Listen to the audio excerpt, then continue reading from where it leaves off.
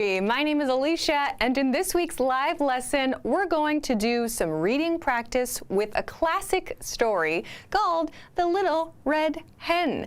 Today we're going to talk about some kind of interesting grammar points, and I'm also going to talk a little bit about telling stories and some of the things we need to remember for especially punctuation when telling stories. So we're gonna put some things together with today's story reading practice. So as you join, please send a message live in the chat and send likes, and of course share this video so other people can find today's lesson. That would be super cool. I see some people in the chat. Hello Violet and Jacob and Natalie and JG and Rocky. Hello everybody, welcome. I think Facebook is loading. We have a lot to cover. So while we wait for people to join us live, what's the next one? We're going to talk about this banner at the bottom of the screen. The team has, this is a really good deal, I think, 45% off forever at EnglishClass101.com. Oh my gosh, Control Desk is showing you now. The team at EnglishClass101.com has a sale this week for 45% off forever. That's a pretty good deal.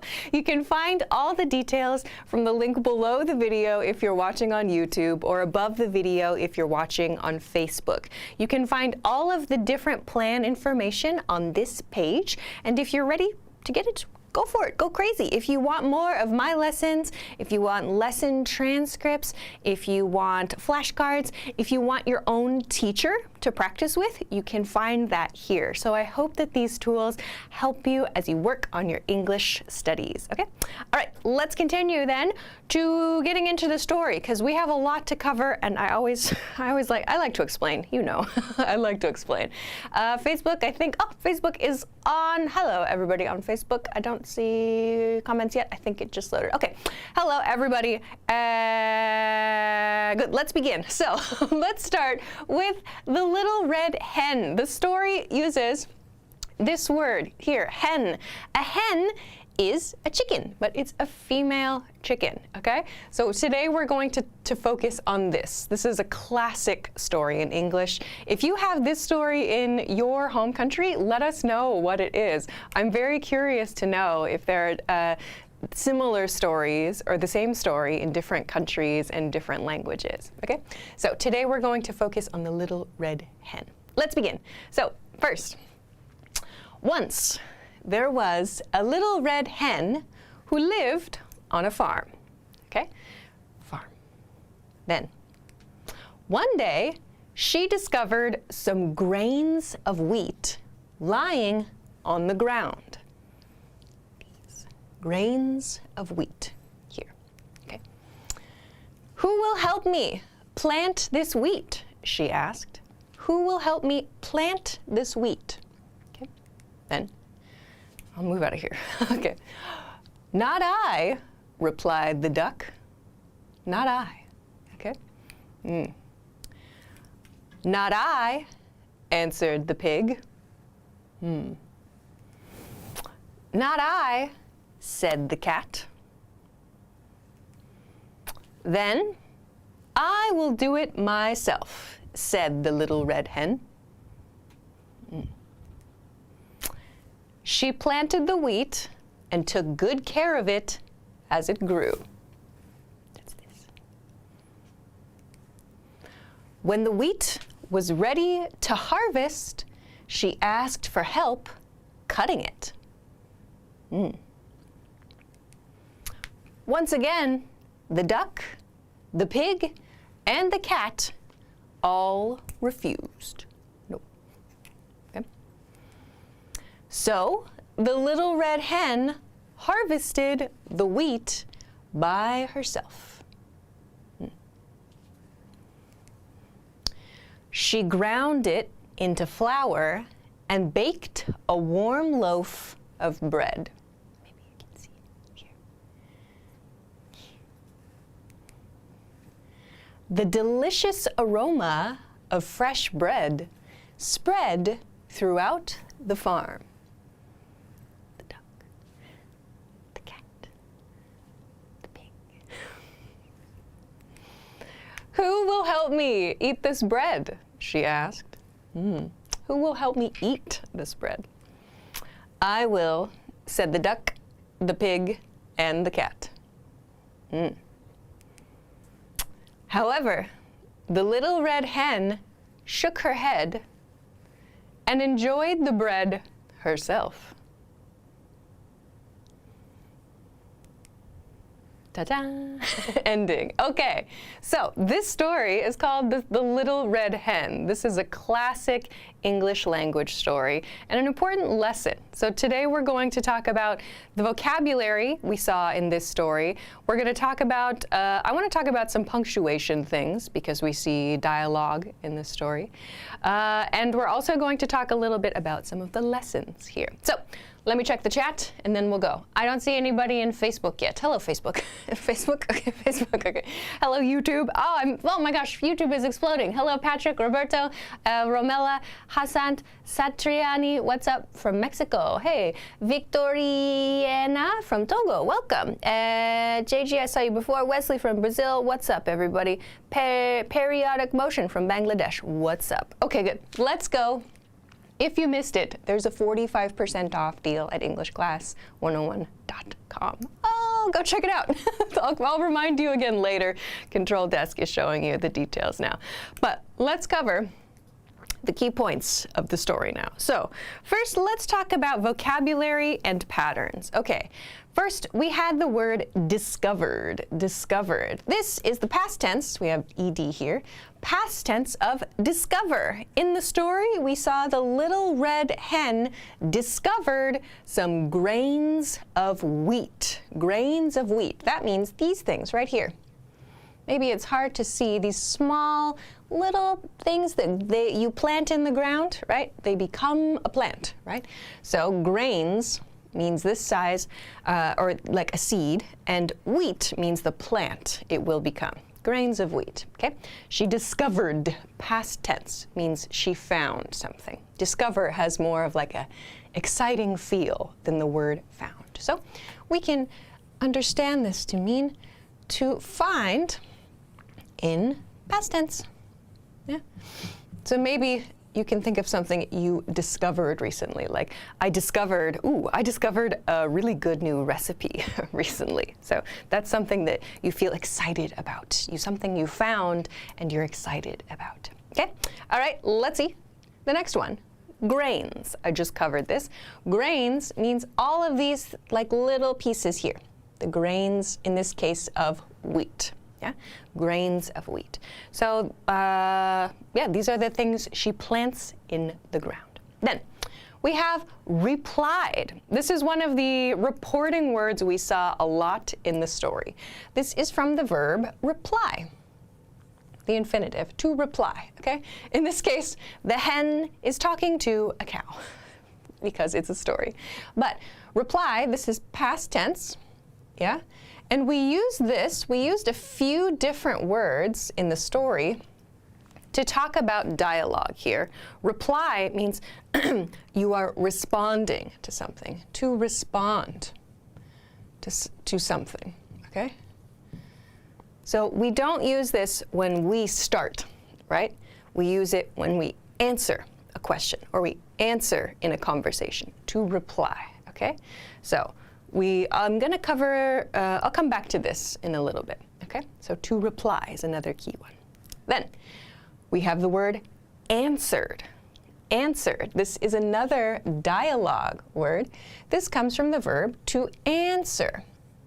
Answer, right? So again, this is a way to mean to respond. To respond, especially to a question. Right? Especially to a question. So you could say, I replied to an invitation, or I answered an invitation. But notice there are some small differences there, okay? Like to reply to someone, or to answer someone. There's no preposition with answer there, okay? So to respond, especially to a question. Let's go to the next one, harvest. Harvest. I think in the dialogue we saw this in present tense, like this, and in past tense, harvest and harvested. To harvest something, this motion here we see, right? So in this case, it means to cut down the plants, and prepare and start to prepare for eating. Okay? And start to prepare for eating. So we can harvest in a few different ways depending on the plant. We do not use the word harvest for animals. When people prepare animals to eat, there's a different word for that. Like you might hear the word to butcher, to prepare an animal for eating. Harvest is used for plants, like this motion, to cut down the plant and begin to prepare it for eating. Okay, so don't use harvest for other things. It sounds very kind of grotesque, a little extreme. So don't use the word harvest. Maybe you see it in like horror films. It's kind of scary. So to harvest means to cut down the plants and start to prepare like for eating. Okay, to harvest something. Okay, let's go to the next one then. I'll come back to the chat in a moment. I want to make sure we go through all the vocabulary. Next is refused. Refused. Here we see past tense, refused. The base form, the dictionary form, is refuse. Refuse. Maybe you've heard the word refuse, which has same spelling but different intonation, emphasis.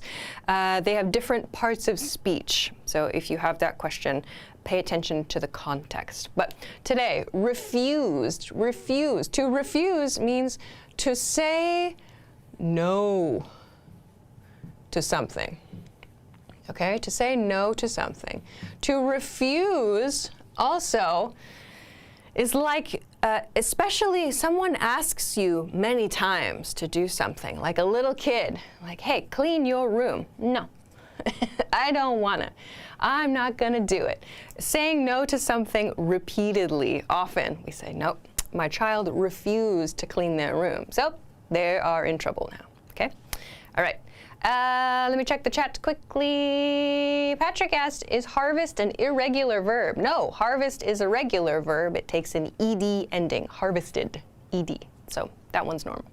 Plain old harvest. Okay, let's continue to the next one. Ground. Okay, this is past tense. This comes from the verb. Here is an irregular verb, Patrick. Okay, ground, the base form of this verb is grind, to grind. We use the verb grind, like for example, imagine it's called in English mortar and pestle.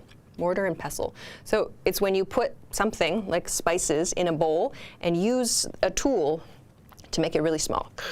Go like this. This motion is called grinding, or we use the verb to grind to mean to make something small. Here in the story, the little red hen ground, that's the past tense of grind, she ground the grains into flour. That's this motion. Yeah? She made it very, very small and very fine. Okay? So this is an irregular verb. Okay? So to make something small,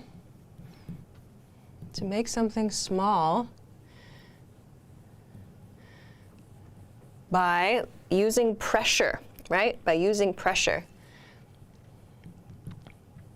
Usually in like old-fashioned ways with a bowl and a stick, but we can also do this with machines too, to make something small using pressure like this. Okay? All right. All right, Rocky has an important question I want to talk about later. That's an important one. The not I that gets used within the story. We're going to come back to that a little bit later. Okay? Romella asks, what about sharp, a knife? Isn't it the same word as grind? Oh, good question. To sharpen. I'll add that to the, to sharpen a knife. That's a verb. Sorry, I missed your name. What was your name? Romella, thanks for your question. To sharpen means to make sharp, not to make small. Yeah? So when we sharpen a knife, we make it sharp so it cuts easily, right? That's to sharpen, to make something sharp or to cause something to become sharp. right? The knife is not so good at cutting, so we sharpen the knife, and now, shoo, it can cut easily. To grind means that this item, a large item, becomes smaller through this kind of motion, okay? So imagine putting like grains in a bowl and going for a long time to make it small, to make it like a powder, yeah? Really, really small, like sand level small, okay? I hope that answers your question. Okay, let's see. Nathan asked, for a pencil, we sharpen it, not grinding it, even though it makes it smaller. Yes, interesting example. We do say to sharpen a pencil because we create a point, right? We make the pencil sharp, yeah? So we use sharpen for that. We don't use grind for a pencil. It sounds really strange. Like we make it, yes, the pencil becomes smaller. But when I say ground, like to grind, we make a material. So maybe I'll add this. To make something a material or ingredient smaller. I hope that helps. Good questions, everybody. To make a material or an ingredient smaller. Okay? Okay. Okay. Thank you for your questions, everybody. Great work. Okay, let's continue to the next one. Loaf. I hope many of you know this word, an important counter word. A loaf, this is a counter word. This is a noun. A loaf. So, counter word for bread. One loaf of bread. Counter word for bread. Very important, okay?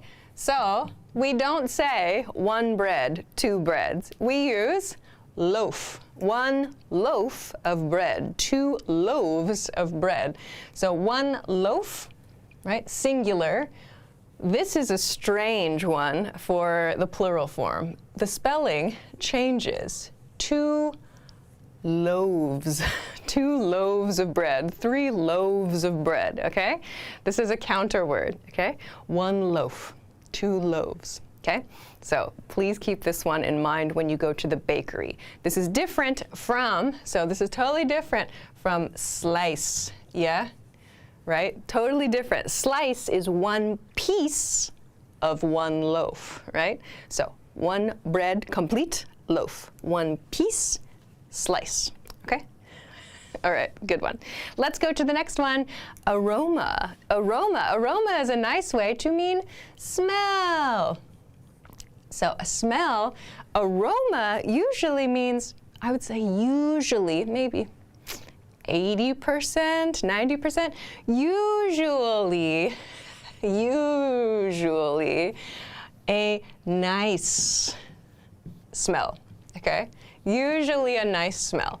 So someone's perfume has a nice aroma. Or in the story, the bread, the aroma of the bread, right? It smells really nice. On the other hand, maybe you know the word odor. Odor is more, I would say, negative to neutral. Odor also means smell. But it has a little bit of a negative feel. Like, ooh, what is that odor? Or does your body have a strange odor? Oh no, go to the drugstore, get some deodorant. So use odor more for something that doesn't smell good. Like if you say, I smell the odor of bread. It sounds really strange. When you want to have a good feeling in your sentence, use aroma. Yeah? Or another word could be scent. Scent. I feel scent is usually neutral, but scent kind of relates to like the body, relates to natural things a bit more. I feel like scent tends to be neutral, slightly positive. Scent I feel is a bit more neutral. Like, for example, the scent of rain after a rainy day is kind of neutral, right? We just want to notice it. Right? So scent could be something a little bit more neutral. But today in the story, we saw aroma. Aroma, this means smell. Okay, let's continue to throughout. Throughout. This picture is showing the aroma going throughout the farm. So throughout, what happened to my bar? Sorry, I don't know what happened to my pen. Oh my gosh, my pen has stopped working. What do I do, Control Desk? Okay, there we go. Thank you for standing by. Okay, throughout means all around, or all through. Okay? All through or all around. So in this picture, maybe you can see it easily here. We can see these, it's like golden lines. These show us the aroma of the bread, the baking bread aroma going all around the farm. So throughout means it goes all around. Like you might say in stories, you know, we heard the sound all throughout the town. Or, excuse me, the party could be heard all throughout the neighborhood. So you might hear me saying all throughout. You might hear that too. All throughout. This word sounds like a storytelling word. We use this word kind of in more, I would say, a little bit old-fashioned situations, or we would use it in these sorts of like storytelling situations. Otherwise, in casual conversation, you can say all around or all through. Like you could smell the bread all throughout the house. I just did it again. You could smell the bread all around the neighborhood or all through the house. So we might use one of these in everyday casual conversation. Okay, good. Let's continue to the next one. Be ready to plus base verb. Be ready to plus base verb. Let's take a look at how we use this in the story. Where was be ready to? Be ready to plus the base verb. Where was this? Be ready to. Where did this go? I've lost it. Well, let's talk about just the grammar point. Where did it go? I've lost this one. Spread all throughout the farm. Who help me eat this bread? Okay, I'm running out of time. Control just showed me the time. So let's just break this down with that. I'll make a new example on the spot. Be ready to plus base verb. So to be ready to, for example, bake bread. Okay? To be ready to bake bread, right? Or to be ready to leave the house is another common way we might use this one. Leave the house. So this expression, this pattern means be ready to, means preparation is finished. Preparation for something is finished, okay? Preparation finished, yeah? So, for example, I'm ready, like before we begin the live stream, we can say, I'm ready to start the live stream, right? Or I'm ready to bake bread. Bake bread. Oh my gosh. Okay, bake bread. Or I'm ready to leave the house, right? So ready to verb means the preparation for the verb has finished, yeah? So the examples I just gave, I used I'm, right? I'm ready to start. Really common one, yeah? I'm ready to start. Or we're ready to go, yeah? That means the preparation is finished. It's time to go to the next step, okay? All right, let's go to the next pattern, which was ask for help plus an ing verb form, okay? So we saw this in the story a few times. The Little Red Hen asked for help planting and harvesting and eating the bread, right? So the Little Red Hen to ask for help eating. At the end, we saw planting, and we saw harvesting, right? So when you want to ask for help with something, you can say, like, I need some help doing my homework. I need some help moving to a new apartment. I need some help working on my project. So use the ing form with this kind of thing. I need help moving. So you can connect the verb help and moving like this. I need help moving, right? Or I need you to help me move is another pattern that you can use. Okay. All right, let's go to Patrick asks, what is wheat? Wheat is a type of plant. Wheat is this. Can you see it in the picture? This is a pretty good image of wheat. It's a plant. What is wheat? I hope that helps. Nathan asks, can you use lend me a hand in place of help? Yeah, you can say, can you lend me a hand? I'm moving into a new apartment. Or lend me a hand, I guess, I don't know. Personally, I might not say lend me a hand moving. I guess you can say that. But yeah, lend me a hand. Could you lend me a hand? And then explain what you need help with. That's fine. Okay, let's go because I'm late. Refuse to. I talked about refuse to plus some examples earlier. So to refuse to, this is kind of similar to ask for help, right? To ask for help with something or to ask for help planting and refuse to base verb. So notice here we have to in this pattern, right? The pig in this case, refuse, I refuse to help, right? Refuse to help. Or in my example earlier, refuse to clean, right? The child refused to clean their room. So let's take a look at some simple sentence examples. I just said, my child refused. Past tense, we saw it in past tense earlier, right? Refused to clean, right? Here's our to plus base verb form. My child refused to clean. Or the pig refused, past tense again, refused to help. Same thing, to plus our verb, our base form of the verb here. So notice there are different grammar patterns happening here. Refuse to help, but we have ask for help ing, right? Different verb patterns in these two. Okay. Let me go to the next one. Will plus base verb. We saw this at the end of the story, I think, where I'll try to find it quickly so I control this. Will. Where was this?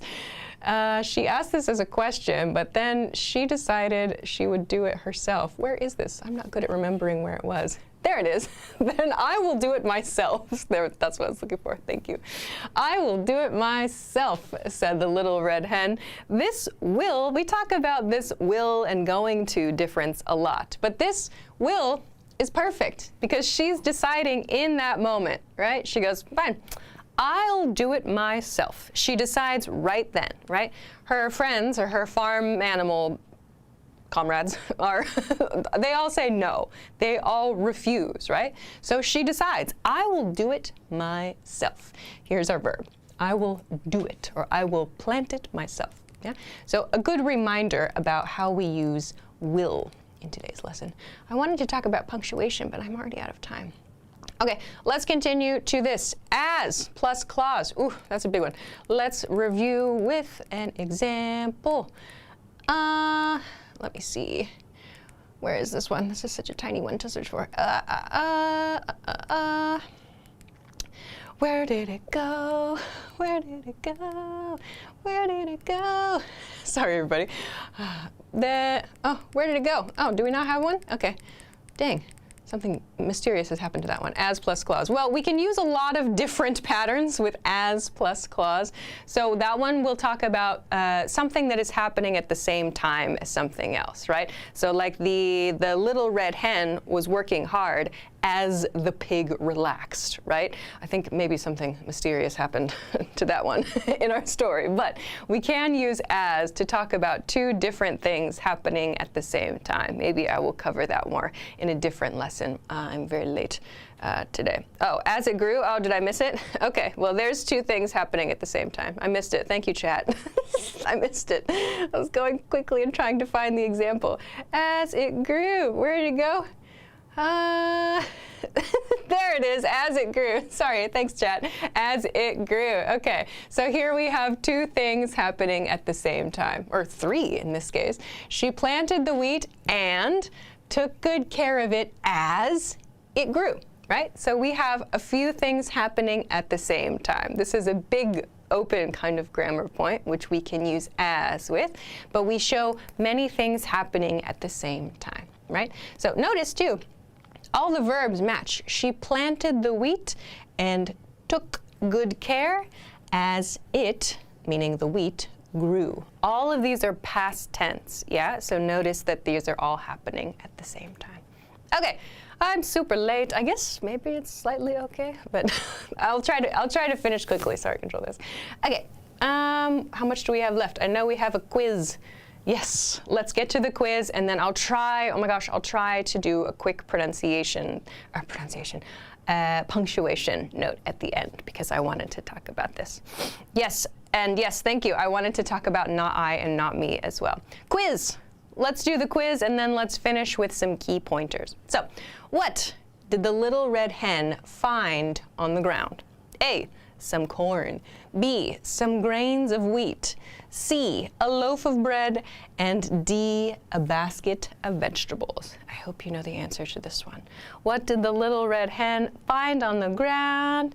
Da da da da. Da, da, da, da. I know there's lag in the chat, so I'm gonna wait, but I'm guessing, you know, it is B.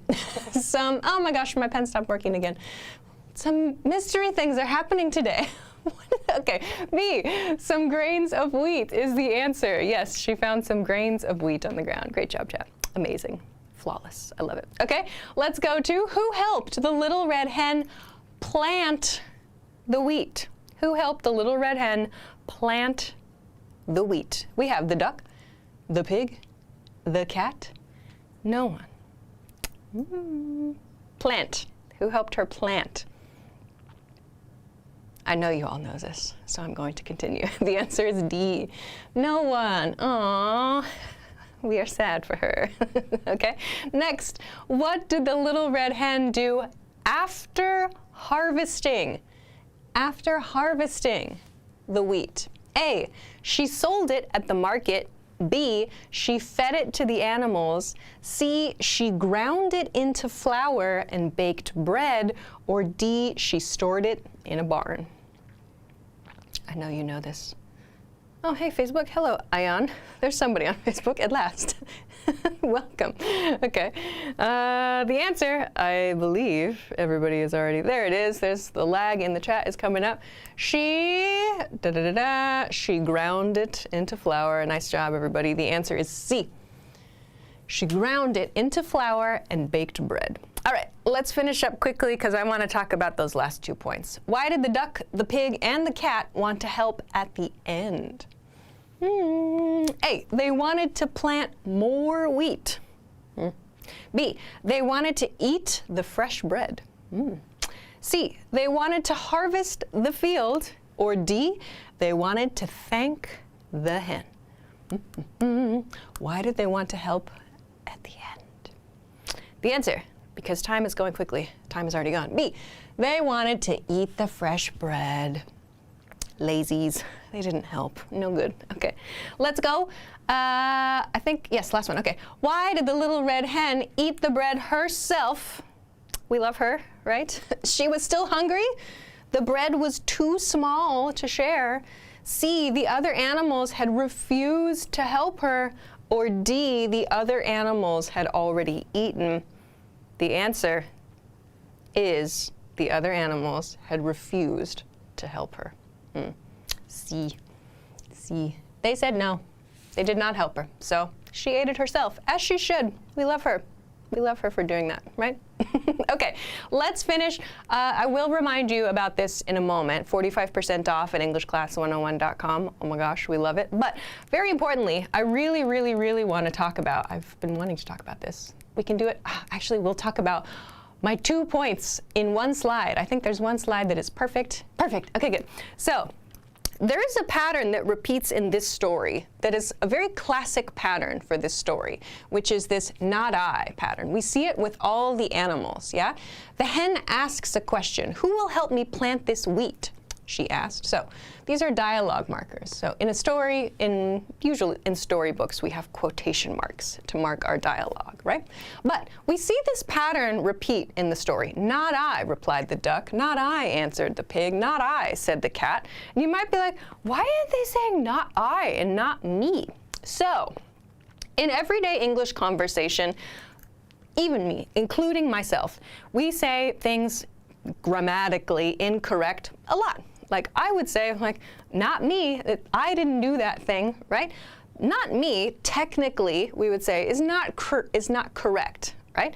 Because we use me in a different grammatical pattern. We use I here, so this is a reply, right, from the duck in this case, because the duck is answering a question, right, and the duck is the subject of the answer, okay? So let's review the question. Who will help me plant this wheat is the hen's question. Who will help me plant this wheat, right? If you said yes, you would say, I will help you plant this wheat, right? In a positive sentence. I is the subject there, right? I is still the subject in the negative, right? Like, I will not help you plant this wheat. But this is kind of an old-fashioned, I would say, storytelling pattern, right? With a quick, short negative, not I. So yes, it sounds strange because in today's like modern, everyday conversation, we see not me used, yeah? But not I is used in this because it's kind of a classic story, yeah? Oh my gosh, what happened to I can't see anything on this now. my chat and everything just disappeared. Chat, if you're there, I'm trying to find you. My screen just went dark for some reason. That's strange. Okay, so not I, replied the duck. This is something that we use to show repetition in the story because we see it 3 times. Not I, not I, not I. These are repeating, they're emphasizing the same response from all 3 characters. And we also see, in this case, different verbs being used. Not I, answered the duck, or answered the pig. Not I, said the cat, right? So we're seeing different reporting verbs used to explain these responses. Some storytellers and some writers might choose to use the same verb for even more emphasis. Like, not I, said the cat. Not I, said the pig. Not I, said the duck. You might see something like that too. My chat screen has done something very mysterious. There are mysterious things happening today. All right, but we'll finish there for today. I hope that answers your questions. I cannot see the chat anymore. Something very mysterious is going on, but we'll see if it comes back. I don't know. No signal, it says. Okay. Oh, it's back. Ah, what happened? I don't know what happened. Sorry, chat. Sorry if I missed you the last couple of minutes there. Something very strange. We have mysterious forces in the studio today. So we'll finish there, or else something else mysterious and ghostly is going to happen. But we'll have to finish there. I am late. I like to explain. Could we scroll down in the YouTube chat, please, Control Desk, so I can make sure that if anybody has questions. Good, okay. We are here, right, Ramella? Thank you. Thank you for staying. I could not see you. Okay, let's finish there for today because today has been very interesting. But this is the story of the Little Red Hen. I didn't see anybody make a note about this story in your own culture. Do you have this story in your country? I'm very curious. Wesley sent a ghost in the chat. That is the feeling for today. Today I have to finish, of course. Well, I have to finish every day. But I want to make sure that you know, because the team has actually an amazing deal right now, 45% off at EnglishClass101.com. Please check the link below the video if you're watching on YouTube, or above the video if you're watching on Facebook. You can find all of the details on this page. Control Desk is showing you right now. Thank you, Control Desk. You can find all of the different features, all the benefits that you can enjoy here.